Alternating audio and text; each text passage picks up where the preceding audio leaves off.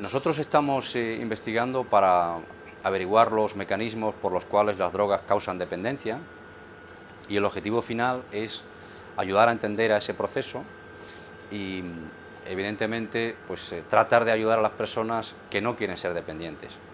Simultáneamente este tipo de informaciones ayudan a la prevención, porque cuando se tiene una información adecuada de lo que está pasando, pues las personas pueden actuar en consecuencia. Si nosotros contribuimos, igual que con otros investigadores del mundo entero, a entender mejor el funcionamiento de las personas que están bajo la dependencia de drogas, pues pueden conseguir fármacos que sean más efectivos en el tratamiento de esta dependencia y que luego una persona pueda entrar en psicoterapia de un modo más efectivo. El objetivo final es ayudar a las personas que quieren dejar esta dependencia. Y para ello es esencial entender por qué las drogas causan dependencia alterando la función cerebral.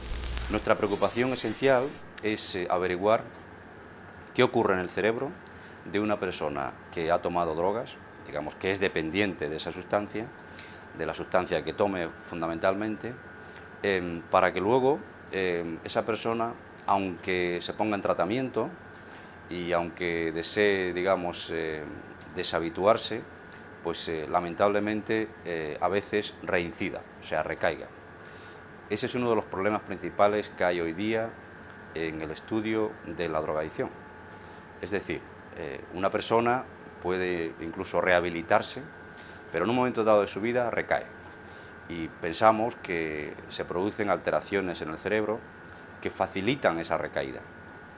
Y nosotros estamos estudiando ese tipo de alteraciones con animales fundamentalmente. Esa es nuestra, por así decirlo, gran línea de investigación. Luego pueden, dentro de esa gran línea, pues pueden estudiarse aspectos más concretos, como por ejemplo, si las neuronas crecen más o menos, si cambian o no cambian los receptores, o sea, las proteínas que reciben esas drogas, si factores psicológicos como la impulsividad puede favorecer o no la recaída, etcétera, etcétera. Hay animales que son más impulsivos que otros y eso nosotros podemos estudiarlo en el laboratorio.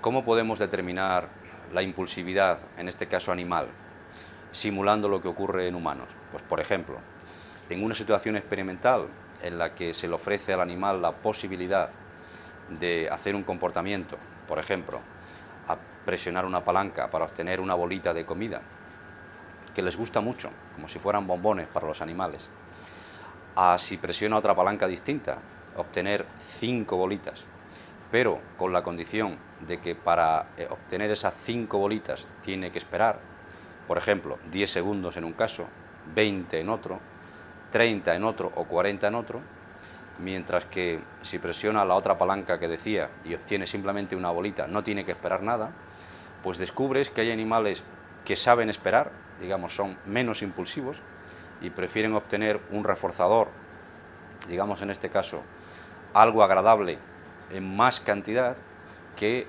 otros que prefieren obtener inmediatamente un reforzador, o sea, algo agradable, pero enseguida. Y en humanos se observan comportamientos similares. Entonces, cuando tenemos, por así decirlo, ya esos dos grupos de sujetos, unos que son más impulsivos que otros, y dejamos que se autoadministren drogas, pues descubrimos que precisamente los que son más impulsivos para obtener reforzadores naturales como la comida, son también animales que se autoadministran muchas más drogas. Digamos, son más vulnerables a los efectos adictivos de las drogas, porque ellos se autoadministran voluntariamente la droga, con dispositivos del laboratorio que asemejan mucho el comportamiento de la adicción en humanos.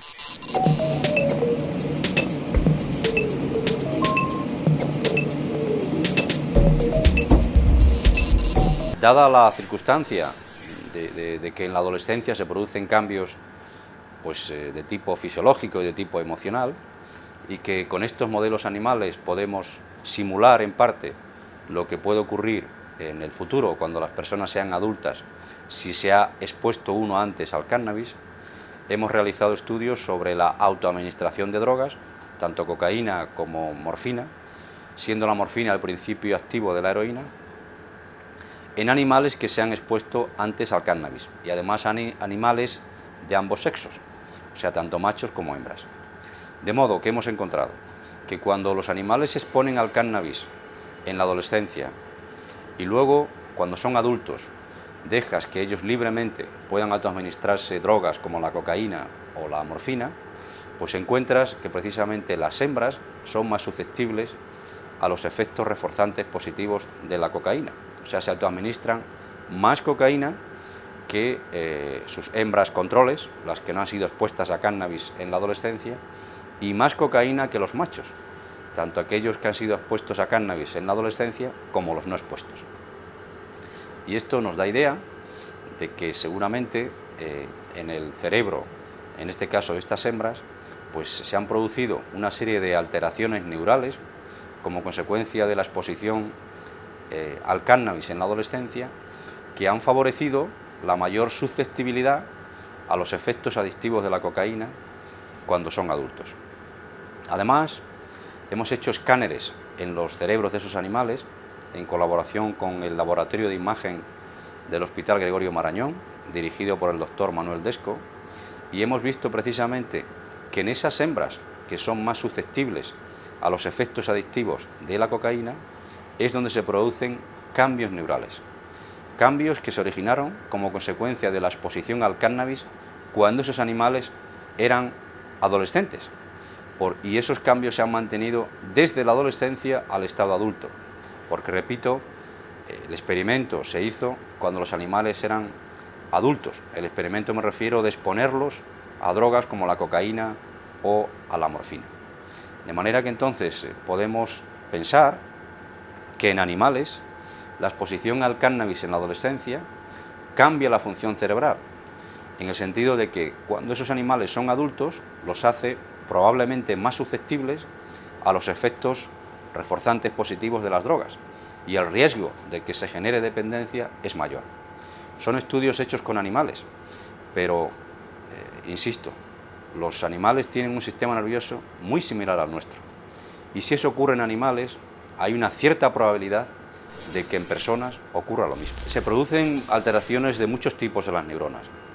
Nosotros nos centramos en algunas, como por ejemplo en evaluar si aumenta o disminuye el número de proteínas que están en la superficie de la membrana celular y que tienen que ver con el reconocimiento de la droga que circula alrededor de las neuronas. Esas proteínas se llaman receptores y tenemos métodos para de algún modo visualizar esos receptores. Nosotros tratamos de evaluar si aumentan o disminuyen ese número de receptores, porque así estamos evaluando si hay o no cambios en la comunicación neuronal. Este tipo de datos son de gran relevancia porque nos está indicando si la función neuronal está o no siendo modificada por la exposición a las drogas. En general, todo tipo de drogas causan modificaciones en las neuronas, de distintos tipos. Y según el tipo de sustancia, causan unas o causan otras. Por ejemplo, cuando una persona consume nicotina, se altera el número de receptores que se llaman nicotínicos, porque precisamente a ellos se une la nicotina. Son proteínas que están en el cerebro de las neuronas, como he dicho antes, están en las membranas de las neuronas. Esos receptores nicotínicos aumentan de una manera exacerbada en aquellas personas que consumen nicotina de una manera continua. Cuando ese consumo se deja, cuando cesa el consumo, esas proteínas dejan de sintetizarse y poco a poco va disminuyendo su número. Pero esa neuroadaptación típica de las personas que consumen nicotina está claramente demostrada, es decir, un aumento en el número de receptores que se llaman nicotínicos. En otras drogas, por ejemplo la cocaína, se ve claramente también un aumento de una proteína que se llama el transportador de la dopamina. Esta proteína lo que hace es tomar el neurotransmisor dopamina, que es promovida su liberación por la cocaína, y lo devuelve al terminal de donde ha sido liberado. Al mismo tiempo, se produce una disminución de otros receptores de la dopamina que se llaman del subtipo D2. O sea, cuando hay un consumo de cocaína continuado, aumentan los receptores denominados transportadores de la dopamina y disminuyen los receptores denominados subtipo D2 de la dopamina, etcétera, etcétera. O sea, en los receptores neuronales hay cambios según el tipo de drogas y eso está claramente documentado. Ese tipo de datos señalan que hay cambios en la función de las neuronas como consecuencia de la exposición a las drogas, de un modo continuado. Una vez alterada la función neuronal, me estoy refiriendo fundamentalmente a la comunicación entre neuronas, se sabe que ese tipo de cambios permanece durante toda la vida. Si una persona deja el consumo, en parte se restaura la función neural, pero hay una especie de huella, una especie de memoria que puede indicarnos que el sistema nervioso queda permanentemente sensibilizado a la influencia de la droga. De modo que se puede decir que ese cerebro, en lo que hace referencia a la relación con la droga, nunca ya es normal. O sea, va a ser un cerebro exadicto, en el mejor de los casos. Eso no tiene que implicar necesariamente que esa persona deje de ser un buen profesional, o un buen padre de familia, o una excelente persona. No es eso. Lo que quiere decir es que en su relación con la droga que consumía, su cerebro nunca ya es normal. Es un cerebro expuesto a esa sustancia y modificado permanentemente.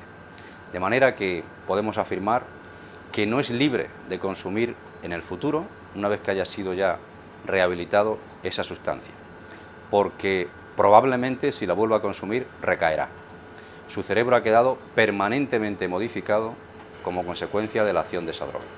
Y por eso es necesario mantener la abstinencia durante toda la vida, porque de otro modo la droga le hará volver a recaer.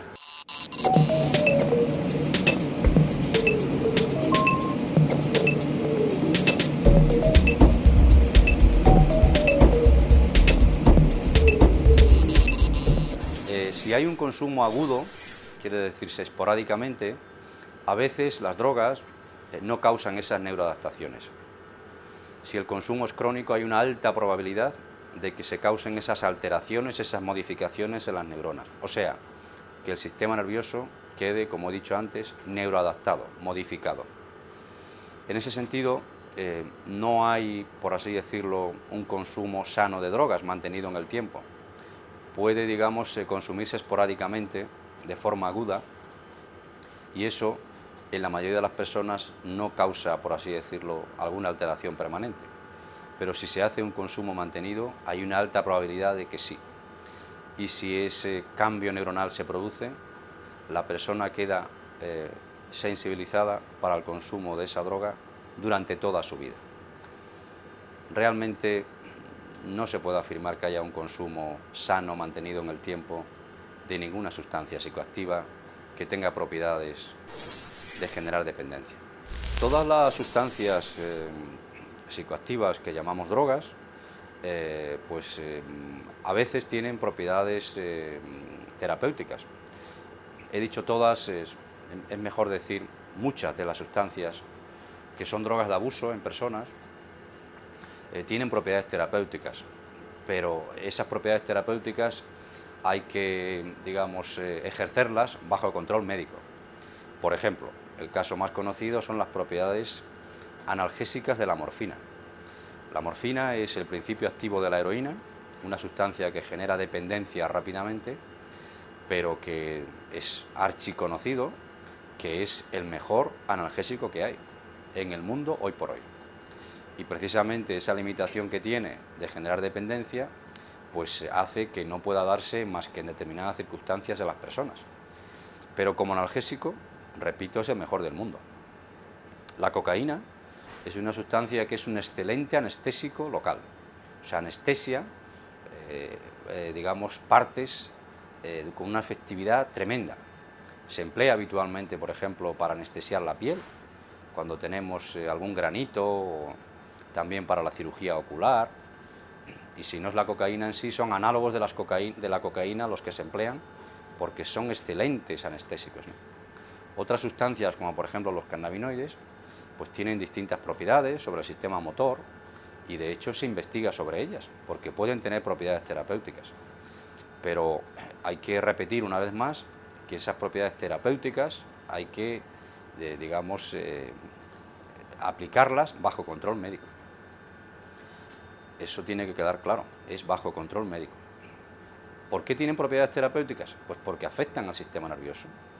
Y afectan al sistema nervioso, y en dosis adecuadas y con un control médico adecuado son de utilidad, muchas de ellas. Una de las utilidades de la investigación sobre las bases psicobiológicas de la drogadicción es que poco a poco se va viendo que muchos de los procesos que ocurren en las personas que son adictas a las drogas son similares también a personas que tienen depresión o que tienen esquizofrenia. Es decir, se producen alteraciones similares en personas que son pacientes con esquizofrenia y en personas que son pacientes con depresión. Y por tanto, investigar en drogadicción está ayudando a entender también procesos que ocurren en personas que tienen las otras patologías que acabo de decir. Y la investigación en esquizofrenia también es útil para ayudar a las personas que son adictas a las drogas. Y exactamente igual, la investigación en depresión es útil para ayudar a las personas que tienen problemas de esquizofrenia y que tienen problemas de drogadicción. Porque al final hay muchos mecanismos que son comunes. Por ejemplo, las personas toman, cuando están en tratamiento de la depresión, toman fármacos que son de un subtipo, que son denominados antidepresivos tricíclicos. Ese tipo de fármacos tiene el mismo mecanismo de acción que la cocaína. O sea, podemos afirmar que la cocaína podría ser un buen antidepresivo. Y de hecho hay personas que toman cocaína precisamente por sus propiedades antidepresivas, aunque ellos no lo sepan, porque tienen el mismo mecanismo de acción. Pues de igual modo, pues, podemos decir que hay personas que tienen esquizofrenia y cuyo trastorno de base son elevaciones excesivas, circulantes en sangre, de un neurotransmisor que se llama dopamina. Precisamente elevaciones excesivas de ese neurotransmisor dopamina está causada por el consumo de cocaína. Y de hecho, un consumo continuado de cocaína hace que en algunas personas se desarrollen síntomas psicóticos iguales a los de la esquizofrenia. Por tanto, todo eso está relacionado. Y desde luego la investigación en una línea ayuda a la otra. Debido a que las drogas afectan al funcionamiento cerebral y el cerebro está constituido por neuronas, que son células, los campos en los que se investigan los efectos que tienen las drogas sobre esas neuronas son muy diversos y afectan desde si hay más o menos, digamos, crecimiento en el tamaño neuronal, hasta si se producen o no cambios en los genes que regulan la síntesis de determinadas proteínas, como esos receptores a los cuales se unen las drogas. O sea, el campo es enormemente diverso y en nuestro país hay equipos de investigación, grupos que son muy punteros en todas esas áreas y están a un nivel exactamente igual al que hay otros grupos en el mundo. En ese sentido, podemos afirmar que no tenemos nada que envidiar. Somos tan buenos y tan malos como otros muchos equipos del resto del mundo, porque tenemos conocimientos y tecnologías que nos permiten indagar todos los procesos neuronales que son afectados cuando están expuestos a las drogas esas neuronas.